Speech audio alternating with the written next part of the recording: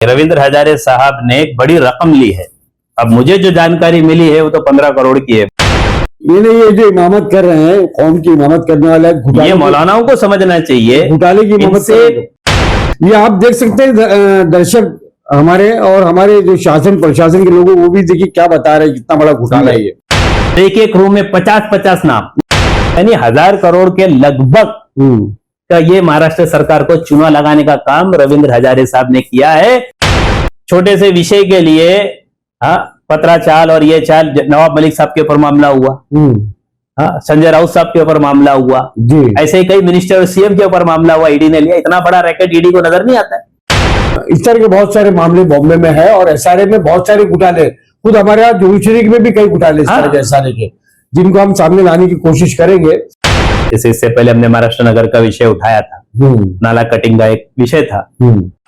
और कानून को अगर कोई तोड़ रहा है, चाहे बीएमसी अधिकारी हो चाहे एसआरए का अधिकारी हो, अभी जो वहां पे रहवासी हैं जिनके मकान नहीं टूटे हैं जी, उनसे एक दरख्वास्त है कि आप किसी भी कीमत पर अपने मकान को खाली मत करना। जाएं डिपार्टमेंट में अनेक्शर निकाले, नहीं तो मेरे से कांटेक्ट करें, मेरे से कॉपी ले, देखें कि आपके रूम पे जो नंबर डाला गया है उसमें आप ही का नाम है या किसी और का नाम। सभी दर्शकों को सलाम नमस्कार, आप देख रहे हैं आमना सामना मीडिया। आज हम एक ऐसे मुद्दे को उठाने जा रहे हैं जिसने मुंबई की एसआरए व्यवस्था की पोल खोल के रख दी है। स्लम रिहेबिलिटेशन अथॉरिटी, जिसका नाम लिया जाता है गरीबों को घर देने के लिए, आज उसी एसआरए के नाम पर अरबों रुपए के घोटाले, खुलेआम नियमों का उल्लंघन और फर्जी दस्तावेजों के जरिए प्लॉटों की खरीद और फरोख्त के सनसनीखेज आरोप सामने आ चुके हैं। बरसों पहले का आदर्श सोसाइटी स्कैम आज भी एक काला धब्बा है और अब हालिया मामला मुंबई के गिरगांव इलाके का सिद्धेश दर्शन टावर, आरटीआई और सोशल एक्टिविस्ट अब्दुल हमीद शेख साहब, जो एसआरए से जुड़े रियाज compound, Shivaji Nagar, Ghatkopar, मानखुर link road के एक और बड़े स्कीम का खुलासा करने जा रहे हैं। शेख साहब का दावा है कि यह घोटाला इतना बड़ा है कि इसकी परछाई सीधे शासन और प्रशासन तक जाती है। तो चलिए बात करते हैं, बिना किसी लाग लपेट के सीधे सवाल करते हैं अब्दुल हमीद शेख साहब से।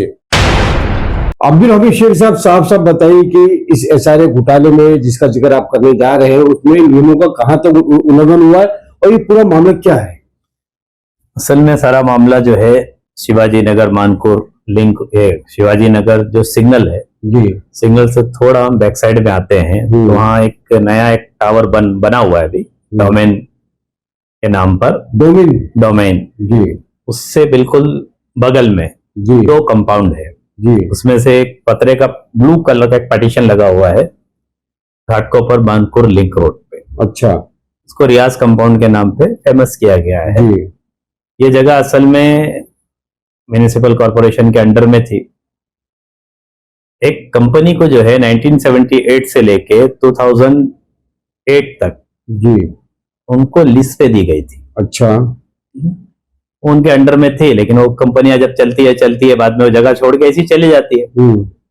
ये जो है रियाज, मौलाना रियाज इनका नाम है जी, ये और इनका बेटा इम्तियाज, अच्छा इम्तियाजुल हक, ये दोनों बाप बेटे की हमने हिस्ट्री निकाली इसमें ताकि थोड़ा सा बैकग्राउंड समझ में आ जाए, इसलिए असल मुद्दे पे आने से पहले इनके बारे में बता दो जी। तो इनका जब हमने वर्कआउट निकाला तो पता चला है कि ये दोनों बाप बेटे लैंड माफिया है, जिनको हम भू माफिया कहते हैं। अच्छा, इन्होंने यहां से लेके हैदराबाद तक जो है कई सरकारी संपत्तियों पर कब्जा किया है। सबसे मुमरा शिलपाटा जी, वहां पर शिलपाटे से थोड़ा पहले आएंगे तो लेफ्ट साइड में एक जगह है जिसको सारा कंपाउंड कहते हैं। वहां पे कुछ फैक्ट्रीज वगैरह है, वहां पर बहुत सी अनऑथराइज्ड बिल्डिंगें बनी है और उसमें कुछ डेमोलिशन भी हुई, कुछ आज भी है। उधर है सिलपाटा है, इसी तरह भिवंडी के कुछ इलाके, यहाँ पे साकीनाका में जो है इन्होंने पूरी चाल कब्जा की है। कई दुकानें हैं कमर्शियल, अच्छा हाँ, कुछ इनके नाम पे, कुछ इनकी दूसरी बीवी है उनके नाम पे, कुछ इनके ससुर के नाम पे, यानी इनका पूरा काम ही है जी। तो इसी तरह इन्होंने जो है 17,000 स्क्वायर फीट के लगभग की जगह जो है घाटकोपर मानकुर लिंक रोड पे कैप्चर करके अपने कस्टडी में ये रखे हुए जी। अब अब हमारे यहाँ गोवंडी वगैरह में सारे के प्रोजेक्ट चल रहे हैं। जी। सारा आने के बाद एक डेवलपमेंट होता है और वो रोड का अभी वैल्यू हो गया है, जी। क्योंकि इस तरफ फ्रीवे है, उस तरफ जो है हमारा जो है क्या बोलते हैं बॉम्बे आगरा रोड का हाईवे है, इस तरफ न्यू बॉम्बे बॉम्बे पूना रोड है, जी। उस जगह का डिमांड हो गया है। तो इन लोगों ने क्या किया, उस वक्त के जो सक्षम अधिकारी है रविंद्र हजारे साहब थे, प्राधिकारी 10। अच्छा। इनके साथ इनका सांठगांठ हुआ और इन लोगों ने क्या किया, पीछे इस कंपाउंड के पीछे कुछ झोपड़ी धारक जो असल है पुराने झोपड़े हैं जिनमें 70-72 लोग कुछ हैं जी। उस झोपड़ी वाले, क्योंकि अभी कंपाउंड में तो कुछ है नहीं इनके पास, अभी सारे का सर्वे करना है तो घर तो चाहिए ना, लोग चाहिए। क्या ये जो कंपाउंड जो आप बता रहे हैं जी, ये ओपन प्लॉट है? ये ओपन प्लॉट ही था। इस पे लोगों ने टेम्परवरी जो है टीन का ऐसे गाले बना के गोडाउन बनाकर वो विदाउट एग्रीमेंट ये जो है लोगों को देते हैं किराए पे। अच्छा। अब इसमें जो माल होता है 3 किस्म के माल होते हैं जी। एक इसमें गाड़ियों के जो पार्ट्स होते हैं, स्क्रैप जो गाड़ियां होती है जी, उन गाड़ियों के रूल ये है, आरटीओ जिनको भी परमिशन देता है वो पूरी तरह गाड़ी डिस्पोज होनी चाहिए, खत्म की जाती है। अच्छा। 4 टुकड़ा करो, खत्म कर दो। अच्छा। लेकिन इनमें से पार्ट्स निकाले जाते हैं, इसके इंजन और जो भी ऐसे पार्ट्स होते हैं जिनको रखना अलाउ नहीं है। लेकिन ये अक्सर, अभी हमने डीसीपी स्कॉट का रेड कराया था 15 दिन पहले जी, तो कम से कम 500 से ज्यादा 1000 के लगभग इंजनें निकली थी ओहो, गाड़ियों के। इनको रखने का राइट्स किसने दिया? ये तकरीबन 40 के लगभग अंदर ये गोडाउन बना के रखा है।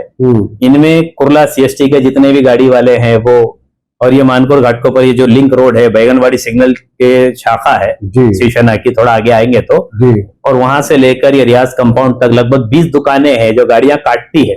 यहाँ से शुरुआत होती है। हाँ, इन सब के गोडाउन उसके अंदर बने हुए हैं। अच्छा। और प्लस सीएसटी वालों के माल, इसके अलावा जो चोरियां होती है, आप देखोगे जो मेट्रो की चोरी होती है या जो भी ऐसे गवर्नमेंट के पार्ट्स, बीएमसी के, इन सब का चोरी का माल भी अंदर जमा होता है। अच्छा। ये इन सब का हब है, ये बहुत बड़ा रैकेट है जी। अब इसको जो हैंडल करने वाले लोग थे, इसमें क्रिमिनल की एक फौज है।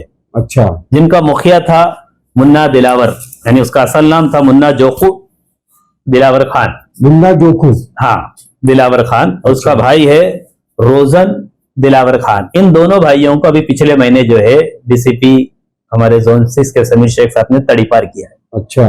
और इनके साथ और भी लोग हैं, हिकमत अली और चंद लोग, जो इन्होंने जो काम किया, ये पीछे वाले जो झोपड़े थे अब इनको शामिल करना है। इनको डरा के धमका के, जैसा भी फोर्सफुली जिसको खरीदना था खरीदे, जिसको डराना था डराए, इन झोपड़े वालों को साथ में लिया। ये आम जनता है, आम जनता, बिल्कुल, हाँ, उनको लिया गया और उनके साथ में कंपाउंड के अंदर आर्टिफिशियल रूम बनाए गए, जैसे हम शूटिंगों में देखते हैं 3 फीट के 4 फीट के, सिर्फ बायोमेट्रिक करने के लिए। और ये पूरा षड्यंत्र जो है रविंद्र हजारे साहब का है और इन्होंने ही पूरा ये अनेक्शर तैयार किया है। यानी ये जो आप बता रहे हैं जी, एक तरह से फर्जी दस्तावेज बनाने के लिए, पहले फर्जी मकान बनाए गए। अच्छा। पहले सबसे पहले फर्जी मकान बनाए गए, वो 70-72 पीछे है वो, ओके, उसको छोड़ दीजिए। अब इधर क्या किया गया, आप 2 पार्ट है, एक घाटकोपर मानपुर लिंक रोड है, कभी आप जाओगे तो पीछे जो है करबला मस्जिद गली है। अच्छा। वो एक इंटरनल रोड है जी। ये 2 रोडों के बीच में ये कंपाउंड है। और उस करबला रोड पे जो एक शौचालय है, मुजीब शायद नाम का है, कोई चलाता है, उस शौचालय के लिए मुजीब को लाया गया। एक तो ये हाईवे रोड हो गया, कंपाउंड है, पीछे भी एक रोड है, इंटरनल रोड है जी। वहाँ एक शौचालय और एक कचर कुंडी है जी। तो शौचालय गालिबन मुजीब चलाता है या और कोई है गालिबन। उस शौचालय के और कचर कुंडी के बीच में 20 रूम बनाए गए। और ये 20 रूम मैं नक्शे में आपको दिखाता हूँ, जो नक्शा इन लोगों ने जमा किया है जी।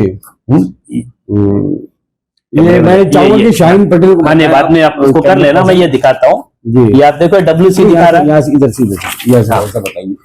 हाँ, ये जो है, ये है ना, ये कचर कुंडी के बीच में अभी भी खंडर पड़ा हुआ है, आप जाके इसकी विजिट कर सकते हैं। अच्छा। ये 3 फीट 4 फीट के रूम बनाए गए थे, इन पे नंबर डाले गए। 3 से 4 फीट के रूम? हाँ, बस 3-4 फीट के रूम। और ये सब ऐसे ही कंपाउंड के अंदर सब बनाए गए थे, ये 2 चाल को छोड़कर। बाद में जब कुछ लोगों ने कंप्लेंट करके इनसे तोड़पानी की है, ऐसा 3 बार हो चुका, हमें जानकारी में आया।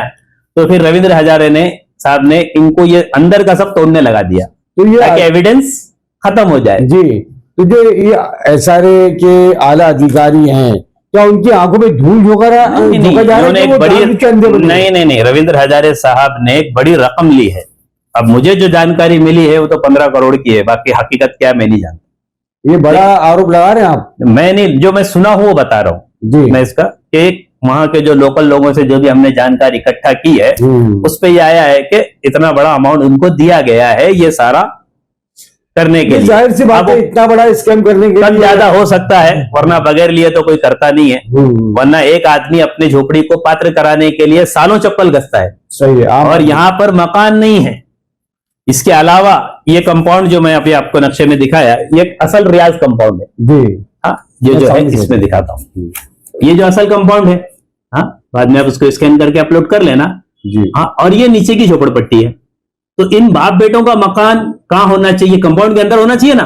उन्होंने इन लोगों के जगह पे अपने नाम डाले हैं। ये 1 से लेके 26 तक दोनों दर्शकों को हम बताएंगे स्क्रीन पे। आप हम ये जो है अभी 51 इसमें जो है कमर्शियल स्ट्रक्चर दिखाए गए। अच्छा, तो कमर्शियल कहाँ होता है? या तो जीएम लिंक रोड का होगा या करबला रोड का होगा, लेकिन उन दोनों को छोड़ते हुए इन्होंने बीच में कमर्शियल दिखाया है। अच्छा। वो जो असल झोपड़ी वाले हैं जिनके मकान है, उन्होंने नक्शे में है कुछ और अनेक्शर में आईडी नंबर कुछ और यूज किया गया।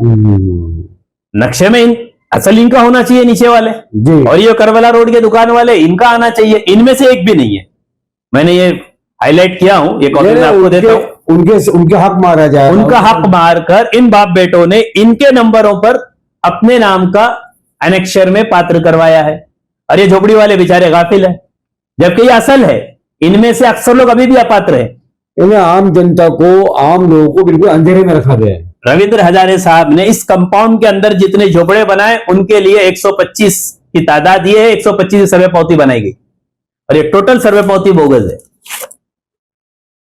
क्योंकि इसमें जो फोटो लगी है ये फोटो अभी 2 साल पुरानी है सबकी। ये जो आपने इतना कच्चा चिट्टा लाए हैं आप, पूरा स्कैम, ये बड़ा स्कैम नजर आता है। और ये हमने सारे, हम इसको पूरा स्क्रीन पे तो नहीं दिखा सकते, लेकिन यकीनन इसमें चंद चीजें आपको देखने की है। जी जी। देखिए इसमें जो एड्रेस डाला गया है ये है रियाज कंपाउंड गौतम नगर। अच्छा। रियाज कंपाउंड तो 2000 में था ही नहीं, वो 2008 में आया है।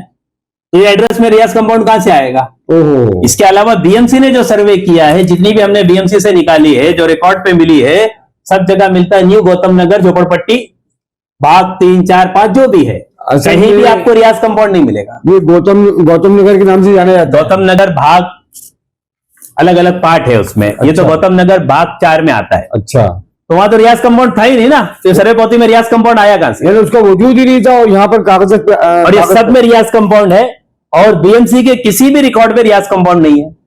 ये जो सर्वे पावती हमने, इन्होंने जो भी 200 स्ट्रक्चर का सर्वे पावती लगाया था, हमने वो 200 स्ट्रक्चर के सर्वे पावती का रिकॉर्ड दोनों डिपार्टमेंट से मांगा। जैसे ये जो फर्जी कागजात जो बनाए गए हैं रियाज कंपाउंड के नाम से, कितने ही बताया आपने? ये सर्वे पावती लगभग 125 ऐसी है जो कंपाउंड के अंदर जो आर्टिफिशियल रूम बनाए गए थे, इसी तरह उनकी ये सर्वे पावती रविंद्र हजारे साहब ने खुद बनाकर एसआरए के रिकॉर्ड में रखा है। जबकि ये रिकॉर्ड बीएमसी के होना चाहिए, लैंड बीएमसी की है, बाकी लोगों का बीएमसी के पास है।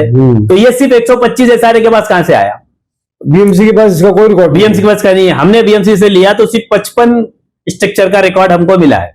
वो हमने जो असल है जो पीछे झोपड़े वाले हैं या आसपास के लोगों को लेके इन्होंने अल्टी पल्टी वो जो चलता है पुराना एफिडेविट बना के, खरीदी बिक्री का बना के जो है पात्र करवा लो, वो खेल हो सकता है। लेकिन जो 292 रूम है उनमें से 185 जो अभी पात्र हैं, कुछ पेंडिंग है, कुछ है, उनमें से सिर्फ 55 सर्वे पावती का रिकॉर्ड हमको बीएमसी से मिला है, वो ये है। और इसमें हैंडराइटिंग अलग है सर्वेयर की। ये देखिए दर्शकों को हम बता दें कि बिल्कुल ये कॉपी है, ये जो असल है ये। हाँ। इनमें जो लोग हैं, ये जो बता रहे हैं अब्दुल हमीद साहब, ये फर्जी कागजात है। हाँ, इनमें अब कौन लोग हैं ये मैं आपको बताता हूँ। इनमें अक्सर वो लोग हैं, महाराष्ट्र सरकार सो रही है, इनमें अक्सर वो लोग हैं जो कई मस्जिदों की इमामत करते हैं। कुर्ला में है, कुर्ला में रहते हैं, जरीमरी में रहते हैं, हलावपुल में रहते हैं, कुछ जो है भिवंडी में रहते हैं, कुछ मुमरा में रहते हैं। उन मौलानाओं से ये कंपाउंडिंग करने का रीजन क्या था? कंपाउंडिंग फाइनल में होता है और ग्राउंड लेवल पे होता है। इसने कंपाउंडिंग किया है ऊपर से। उसकी जो जितनी कमर्शियल दुकानें हैं जीएम लिंक रोड पे, आप जाकर देखो, उसके ऊपर फोटो भी मेरे पास, मैं आपको दिखा दूंगा।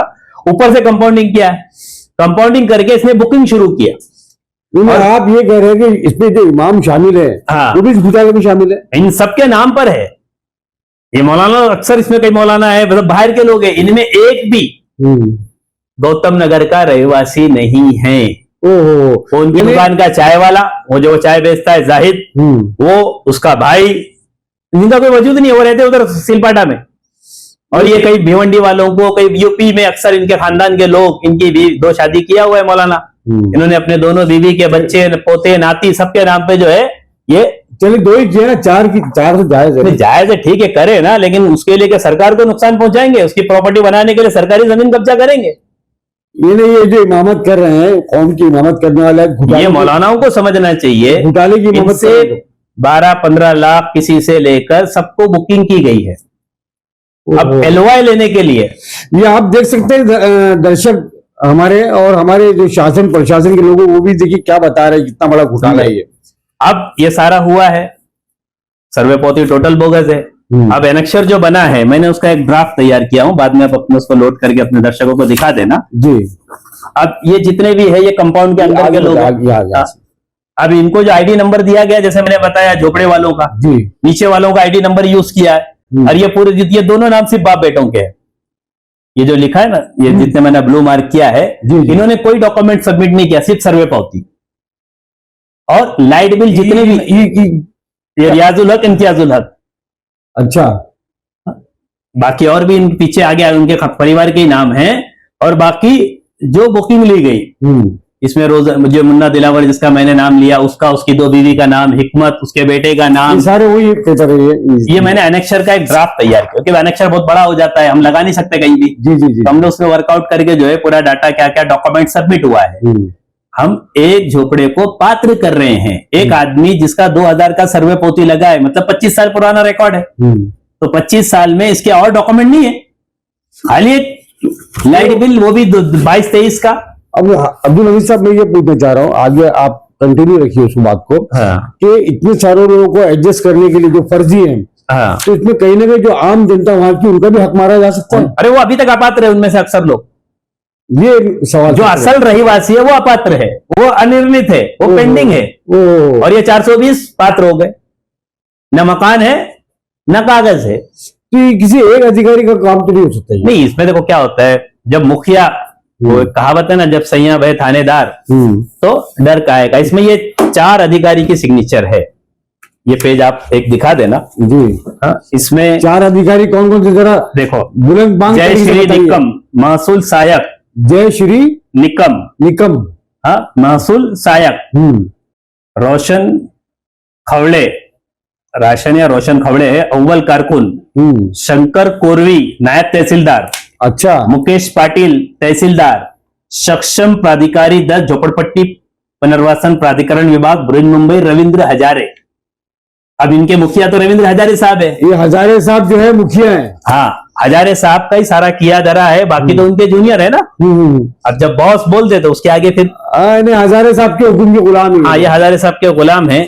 इसी तरह हजारे साहब ने इसके बिल्कुल बाजू में जिसको अजमेरी गली कहते हैं, ख्वाजा गरीब नवाज वो संस्था का नाम है, इसको भी इसने लिया है, रियाज सेठ ने। अच्छा। और वहां का जो चीफ प्रमोटर है, जिसका नाम चाहे ये जियाउद्दीन उर्फ पप्पू, इसको साथ में लेकर 228 घरों को इन्होंने 600 कर दिया था। 228 घरों को। उस टाइम में रविंद्र हजारे साहब थे। एक एक रूम में 50-50 नाम।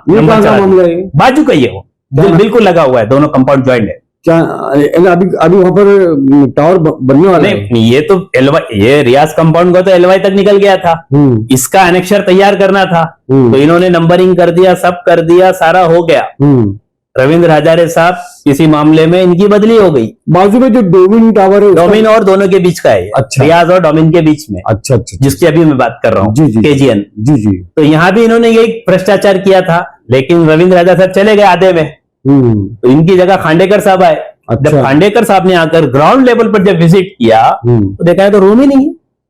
आप 228 को 600 कर दियो, एक एक रूम के 65 नंबर डाले गए हैं, उन्होंने उसको ब्लैकलिस्ट कर दिया। तो खांडेकर साहब ने जो है इस कांड को मतलब जो है उन्होंने बाजू वाले को जो है ब्लैकलिस्ट करके छोड़ दिया। अच्छा, छोड़ दिया उन्होंने। अच्छा, उन्होंने इतना बड़ा रिस्क नहीं कोई भी अधिकारी नहीं लेगा ना। ये तो हजारे साहब को पता नहीं किनका आशीर्वाद मिला हुआ था कि इन्होंने जो है पूरी तरह से इस तरह का भ्रष्टाचार करके अब 220 से 22 रूम मेरे एतबार से ये बोगस है। हजारे साहब के नाम के साथ आपको जोड़ना चाहिए हजारे को। अब ये कितना क्या बोलते हैं कॉस्टली एरिया है। आज डोमेन टावर का जो रेट है 1 BHK का 2.25 करोड़ है और 2 BHK है तो 2.5 करोड़ के ऊपर चल रहा है। वो उधर ही है ना, वहीं ये बनने जा रहा है। अब हम अगर एक फ्लैट की कीमत आपके अंदाज इनके मुताबिक टोटल अगर हम एक अंदाजा कितने हजार करोड़ का घोटाला हो सकता है? अभी आप एक मोटा हिसाब पकड़ लो, 220 रेसिडेंट और कमर्शियल स्ट्रक्चर है। अगर हम रेसिडेंट जैसे आज डोमेन का जो रेट चल रहा है 2 करोड़ रुपया पकड़ते हैं, उसमें 170 रेसिडेंट होते हैं 220 में। 170 को तो आप 2 से कन्वर्ट कर लो, 340 करोड़ ये हो गया। फिर एसआरए में डबल होता है ना सेलिंग, 340 और 340 680 करोड़ तो ये हो गया। फिर ये जो 51 कमर्शियल गाले हैं उसका रेट तो अलग है, हाई होता है उसका, उनका रेट हाई है। तो 4 करोड़ में जाएगा या 5 करोड़ में जाएगा, XYZ सीधा सीधा ये हो गया। नहीं, 1000 करोड़ के लगभग का ये महाराष्ट्र सरकार को चूना लगाने का काम रविंद्र हजारे साहब ने किया है।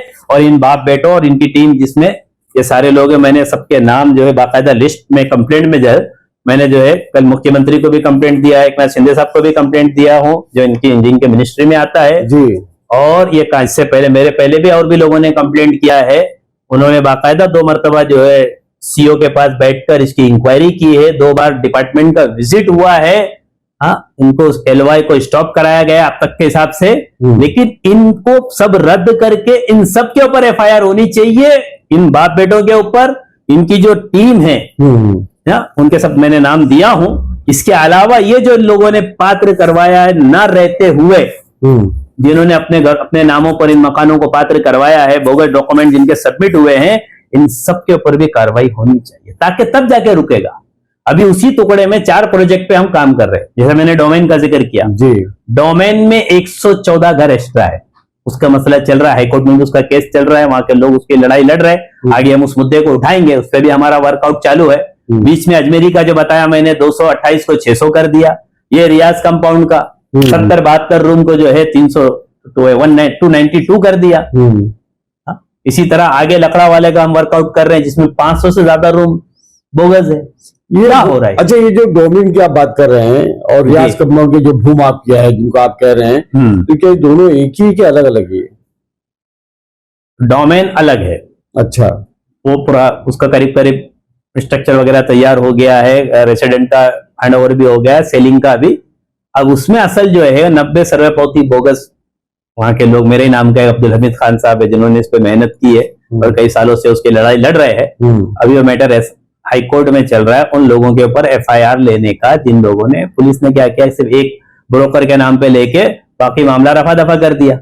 अच्छा, जबकि 90 सर्वे पोती बोगस है तो 90 लोगों पे FIR होना चाहिए, उन पे होना चाहिए, इनके मुखिया पे और इनके मुखिया पे होना चाहिए, उन सोसाइटी उन संस्था के लोगों पे होना चाहिए। सही है, जिन्होंने सबमिट किया डिपार्टमेंट को। विदाउट संस्था के तो हो नहीं सकता ना, सोसाइटी के जितने भी पदाधिकारी है।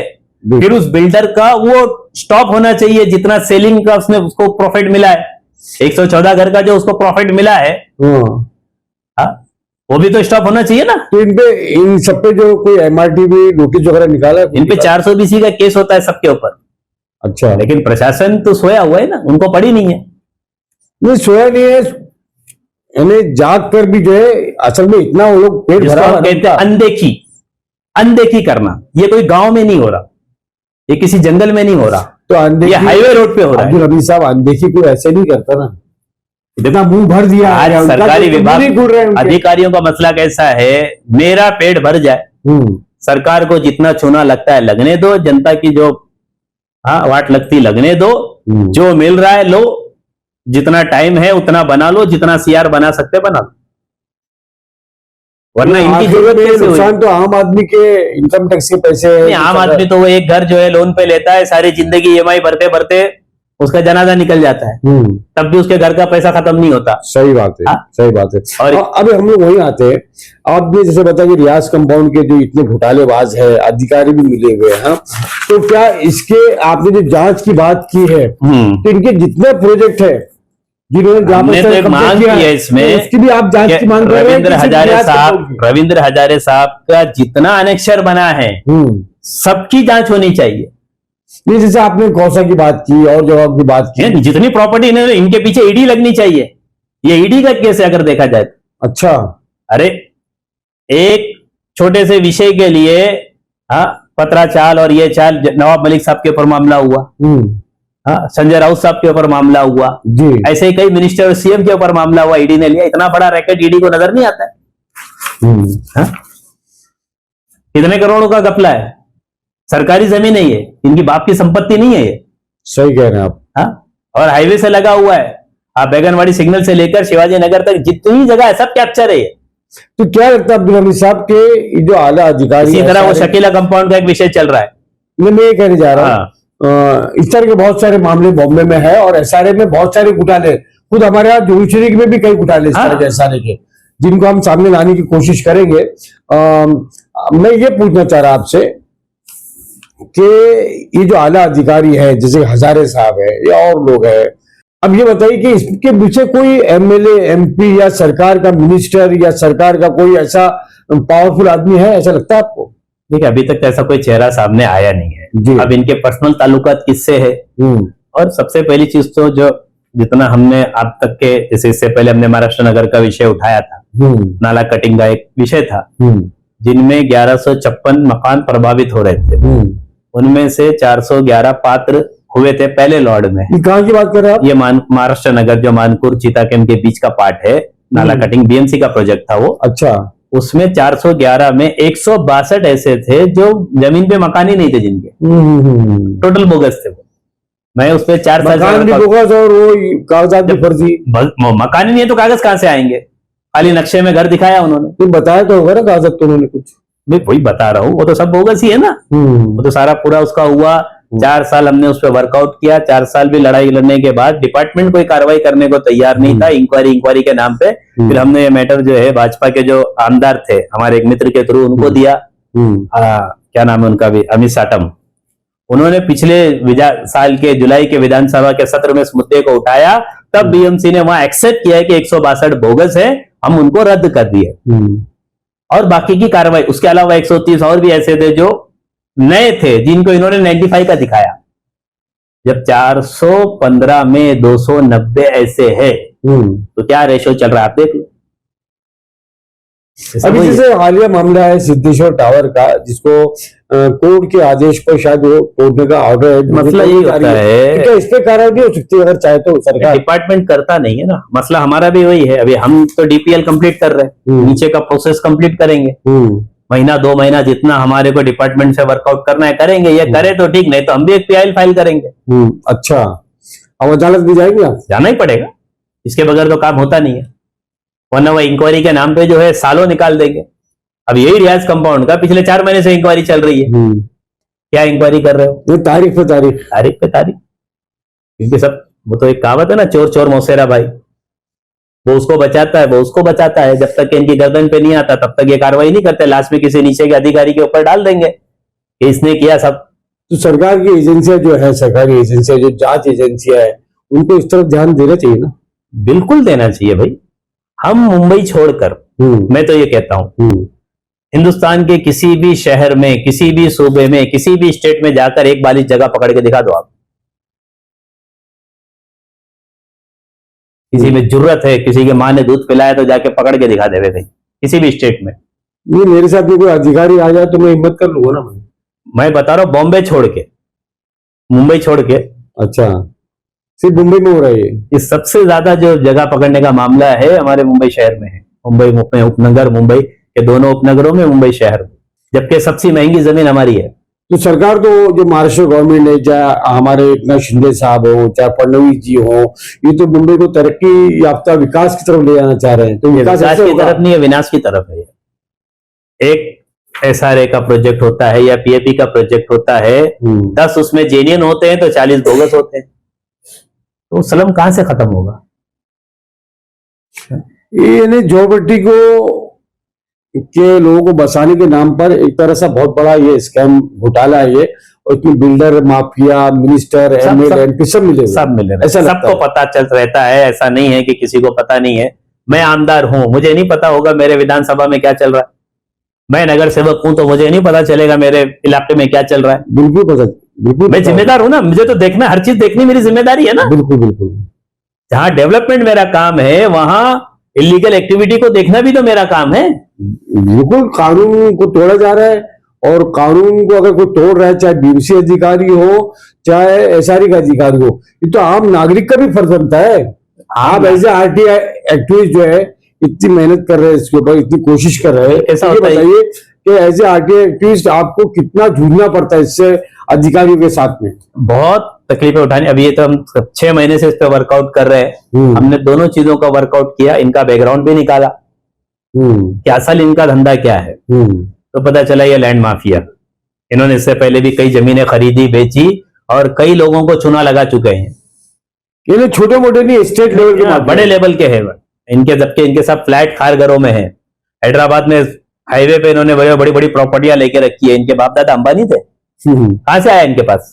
हाँ, ये साकिन आका के यहाँ बाबागिरी करते थे रियाज मौलाना, तावीज बना के लोगों को देते थे। हाँ, आज करोड़पति बन के बैठे।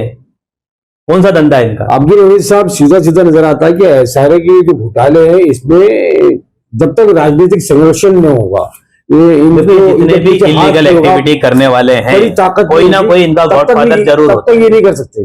जितनी भी गैर कानूनी काम है, चाहे वो नशे का धंधा हो, चाहे वो लैंड माफिया हो, चाहे कुछ भी हो, कोई ना कोई गॉडफादर जरूर होता है डिपार्टमेंट के लेवल पर या मिनिस्ट्री लेवल पर, तब जाकर इनका हमला चलता है। ये इनको बचाने का काम करते हैं, इसके बगैर क्या है? तो उनकी तो हिस्सेदारी होगी। एक आदमी, एक गरीब अपना रहने के लिए अगर कुछ बनाता है तो उसको तोड़ दिया जाता है, और ये इतना बड़ा स्कैम हो रहा है, दिख नहीं रहा है। कंप्लेंट की जा रही है, एविडेंस दिए जा रहे हैं, बताए जा रहे हैं, तब भी नहीं किया जा रहा है, तो फिर आप सोचो किस तरह का जो है वो भ्रष्टाचार है। आप जब कंप्लेंट आपके पास आ गई, चलो आपको नहीं पता था, वरिष्ठ अधिकारियों तक ये कंप्लेंट आ गई, आज 3-4 महीना हो गया है, हाँ, तो उसके बाद में आपने क्या किया? आज हमारे पास टेक्नोलॉजी है, ये जो मैं सर्वे पौती का आपको बता रहा था, इसकी इंक तक जो है फॉरेंसिक रिपोर्ट में आती है, कौन से साल की यूज हुई है। हैंडराइटिंग एक्सपर्ट बताएगा उस वक्त का सर्वेयर की हैंडराइटिंग ओरिजिनल पावती में अलग है, इसमें अलग है। हाँ, किसी भी सर्वे पावती में बहुत कम लोगों में जो है फैमिली डिटेल्स है, बाकी में सिर्फ नाम है। अदर डॉक्यूमेंट क्यों नहीं है? सपोर्टिंग डॉक्यूमेंट क्या है? एक सर्वे पावती को आधार बना के आपने पात्र कर दिया, ये बोगस नहीं बनती है। आज भी चाहिए, जितनी चाहिए मिल जाएगी लोगों को, तो किस आधार पे पात्र किया जा रहा है? तो अधिकारी के हाथ में है। हाँ, मैं एक फोटोपास बनाने जाता हूं मेरे घर के लिए, तो तुम्हारा ये नहीं है, तुम्हारा वो नहीं है, तुम्हारा वो सही नहीं है, ये सही नहीं है। यहां सिर्फ एक सिंगल डॉक्यूमेंट में 23-24 की लाइट बिल है और एक सर्वे पावती है, बस ये काफी है पात्र करने के लिए। अब्दुल हमीद साहब, आपने जैसे बोला कि हम अदालत में जाएंगे, तो क्या आम जो जनता है या झोपड़पट्टी के लोग हैं, इनकी भी जिम्मेदारी बनती है कि नहीं? उनको सड़क पर उतरना चाहिए इनके खिलाफ? नहीं, वो क्या होता है, अक्सर ये होता है जहां भी प्रोजेक्ट होता है वहां वो संस्था और बिल्डर के एक लॉबी होती है। वो लोग क्या करते हैं, जो असल वहां के रहीवासी है ना, उनमें से अक्सर लोगों को अपात्र रखते हैं और लाख तक रखते हो, क्योंकि ये पात्र होता तो फ्री हो जाएगा ना, तो फिर उंगली करेगा ये किसका हुआ किसका नहीं हुआ, ये तो यहाँ रहता नहीं था, ये तो बोगस है, इसको उलझा के रखो। ये तो अपनी फिक्र में है ना, अभी मेरा क्या होगा, मेरा क्या होगा, मेरा क्या होगा, अपने आपको बचाने के चक्कर में। ये तो ये है कि मेरा बेड़ा पार हो जाए, नहीं तो मैं लटक जाऊंगा। तो ये कहां दूसरे की पंचायत में पड़े, ये तो अपना रोना रोवे। अभी जैसे आप अदालत में जाने की बात कर रहे हैं जी, तो क्या आपकी मांग होगी कि इसकी जांच जो सीबीआई से होना चाहिए? जिससे भी हो, कोर्ट की निगरानी में हो, रिटायर्ड जज से हो, या जो भी ऐसा इंडिपेंडेंट कोई डिपार्टमेंट हो जिसको कोर्ट डिसाइड करे, तो सरकार ही करेगी ना। अगर सरकार कोर्ट ऑर्डर ईमानदार है, देगी तो कोर्ट अपनी निगरानी में करवाएगी। तो सरकार करवाएगी ना, लेकिन सरकार भी तो ईमानदार होना चाहिए। तो सरकार का कैसा मामला होता है, अगर जब मामला कोर्ट के थ्रू कोर्ट तक पहुंच जाता है तो फिर गले पे आ ही जाता है ना, फिर वो कोर्ट की निगरानी में रहती है चीजें। अच्छा, फिर कोर्ट को रिप्लाई देना होता है, ओहो, क्योंकि वहां अनपढ़ लोग नहीं बैठे हैं ना, हाँ, अदालत से वगैरह तो कुछ भी नहीं। वहां जो बैठे हैं वो इसके माहिर हैं, कानून के जानने वाले हैं, जिन्होंने अपनी जिंदगियां लगाई है। सही है। वहां एक एक डॉक्यूमेंट की वेरीफाई होगी, कोर्ट को लगेगा फॉरेंसिक टीम को भेजना है तो फॉरेंसिक में इसकी जांच होगी। अच्छा, जैसे इन पर एफआईआर की बात आप कर रहे हैं या एमआरटीपी की बात कर रहे हैं, तो ये जिम्मेदारी किसकी बनती है? मुंबई पुलिस कमिश्नर की बनती है? नहीं, ये डिपार्टमेंट कैसा होता है, जो जिसके गवर्नमेंट डिपार्टमेंट के अंडरटेकिंग में होता है। हमारे यहाँ जैसे आपने बताया कि जो डीसीपी साहब है, समीर शेख साहब जी, हम सुनते हैं, जानते हैं कि डीसीपी समीर शेख साहब बहुत अच्छे हैं, बहुत सख्त डीसीपी है और एक्शन लेते हैं। ये अब तक जो हमारी मालूमात है। आपका क्या कहना चाहिए? डीसीपी साहब क्या रोल क्या है? देखो, ये मामला पुलिस के अंडर में आता नहीं है, पहली बात, क्योंकि डायरेक्ट उनका इन्वॉल्वमेंट नहीं है। अच्छा, डिपार्टमेंट एफआईआर करता है। अच्छा, क्योंकि अनेक्षर में सब में एक लाइन लिखी रहती है, अगर आपने कोई गलत पुरावा जमा किया, गलत जानकारी दी, डिपार्टमेंट को मिसगाइड किया, तो इंडियन एविडेंस एक्ट में और पहले जो लिखा जाता था भारतीय जो अपनी आईपीसी है, इंडियन पेनल कोड में, 100 धारा में तुम्हारे ऊपर कार्रवाई की जाए।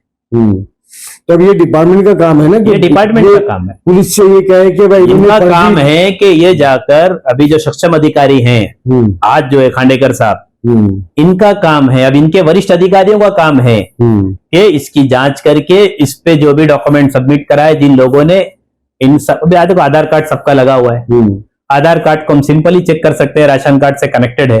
इन लोगों के राशन कार्ड कहाँ के हैं? अभी राशन की दुकान में मशीन में अभी हम कर रहे हैं, उस पे लगे हैं, नंबर दबा तो आ जाता है कि राशन कार्ड कहाँ यूज कर रहे हैं। एक आदमी अगर 2000 का सर्वे पावती लगाया है तो यहाँ का रहीवासी होना चाहिए ना। सही है। अगर इसका राशन कार्ड कहीं और यूज हो रहा है तो इसके बाकी के डॉक्यूमेंट कहीं और है, इसके बच्चे की तालीम कहीं और हो रही है, ये सारी चीजें देखने की है ना। फैमिली कहाँ रहती है? सही है। वहां लोग किधर है कंपाउंड के अंदर? बिल्कुल। ये तो जो आर्टिफिशियल रूम बनाए गए थे एविडेंस को छुपाने के लिए, इनको तोड़ दिया गया। हम वो भी तो देखेंगे, इतने स्क्वायर फीट के अंदर इतने रूम और इतनी जगह कहां से बैठती है? एक रूम का साइज क्या होता है? स्लम तो ऐसा होता है कि मनमर्जी होता है, आदमी पकड़ने वाला तो बड़ी बड़ी जगह पकड़ता है, वो थोड़ी गली पकड़ेगा। हमने तो सुना है कि जो फर्जी जो रूम बनते हैं, सिर्फ दरवाजे का फोटो लेकर या छोटा मोटा ऐसा बस वैसे ही है, फोटो दिखा देते कि ये एक घर है और उस पर कागजात बन जाते हैं। हाँ, सही है, यही है। अभी तो बता ना, बगैर रूम के महाराष्ट्र नगर में हुआ था, वो तो रूम भी नहीं था, दरवाजा कहां से आएगा उधर? वाह। महाराष्ट्र नगर में जिन लोगों के डॉक्यूमेंट लगे, किसी का सोलापुर का है, किसी का कोल्हापुर का है, किसी का अलीबाग का है, इलेक्शन कार्ड बोगस स्कैन किए गए, वो सारा डाटा हमने जमा किया। ऐसे ही यहाँ भी है, अभी कोई डाटा और हमारे पास आना है, बाकी की चीजें आएगी तो एक नेक्स्ट एपिसोड आपके पास और करेंगे।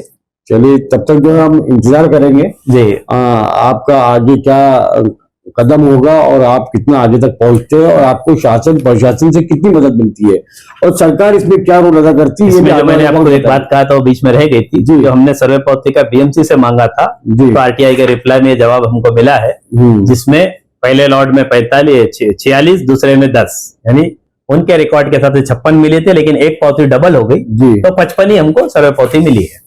अच्छा, बाकी तो सर चलिए, आपने नाज़रीन और हमारे दर्शक, शासन प्रशासन और भूमाफिया भी इस बात को समझ ले कि आपसे डरने वाले कुछ लोग होंगे, लेकिन आज भी खौफ के माहौल से निकलकर ऐसे लोग भी, बेबाक लोग भी हैं जो इस तरह के घोटाले उठा रहे हैं, घोटाले को मंजर आम पे ला रहे हैं।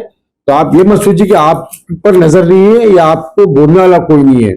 सरकार को चाहिए कि अब्दुल हमीद शेख जैसे जितने भी मुंबई के हमारे आरटीआई एक्टिविस्ट है या इस तरह के घोटाले उठा रहे, उनकी हिफाजत की जाए, उनको बाकायदा उनको सिक्योरिटी दी जाए। हमें ऐसा लगता है, क्योंकि 1000 करोड़ का मामला ही है और ये सरकार की मदद कर रहे हैं, कानून की मदद कर रहे हैं।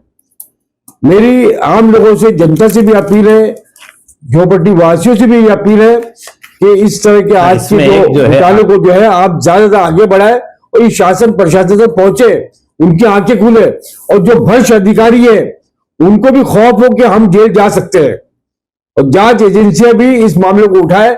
आखिरी सवाल जो है अब्दुल हमीद शेख साहब से, इसके बाद में हम अपनी बात को खत्म करते हैं जी। इसमें मेरी जो खास करके अभी जो वहां पे रहवासी हैं जिनके मकान नहीं टूटे हैं, जी उनसे एक दरख्वास्त है कि आप किसी भी कीमत पर अपने मकान को खाली मत करना, अच्छा, जब तक कि ये सारा मामला हल नहीं हो जाता।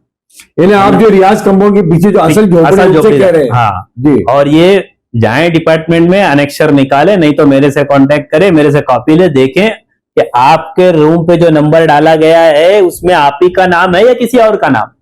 सही है, बिल्कुल। यानी आपका हक किसी और को तो नहीं जा रहा है। हाँ, क्योंकि जितना मैंने अभी तक के वर्कआउट किया उनके नक्शे में कुछ और है, अनेक्शर में कुछ और है। हमारे यहाँ हुआ है ना गुलशन नगर में, हाँ, आज भी 13-14 साल से जो एसआरए के बेचारे हकदार थे उनको हक नहीं मिला।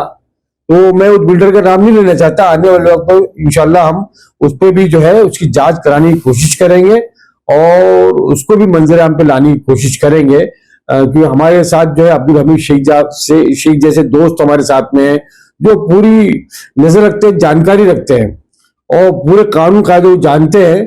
तो इनकी मदद से, और भी हमारे बहुत सारे बॉम्बे में एक्टिविस्ट हैं जो हमारे बहुत अच्छे दोस्तों में से है, वो यकीनन हमारी मदद करेंगे। तो आपसे भी गुजारिश है कि इस तरह के मामलों को आगे बढ़ाएं, आगे उठाएं। बहुत बहुत शुक्रिया अब्दुल हमीद शेख साहब, आपने जो इतना बड़ा स्कैम को जो है मंजराम पे आप लेकर आए, और हमारी दुआ है कि सरकार भी हिफाजत करे और सबसे ज्यादा जो है अल्लाह ताला आपकी हिफाजत करे, क्योंकि ये इनका कोई भरोसा नहीं, आपकी जान भी ले सकते हैं। जिंदगी और मौत अल्लाह के हाथ में है, बेशक, जब तक वहां फैसला ना हो कोई कुछ नहीं कर सकता। कोई कुछ नहीं कर सकता ना। वाह क्या बात है, ये हमारा अकीदा, ये हमारा ईमान है, तो किसी को खौफजदा होने की जरूरत नहीं है, मैं समझता हूँ। चलिए नाज़रीन, बहुत बहुत शुक्रिया आपका, दर्शकों का बहुत बहुत धन्यवाद। कैमरा पर्सन शाहिन पटेल के साथ आपका दोस्त राशिद इजाजत चाहता है। जय जय महाराष्ट्र, अल्लाह हाफिज। आप देख रहे हैं आमना सामना मीडिया। वीडियो को शेयर कीजिए, चैनल को सब्सक्राइब नहीं किया है आपने तो सब्सक्राइब जरूर कर दीजिए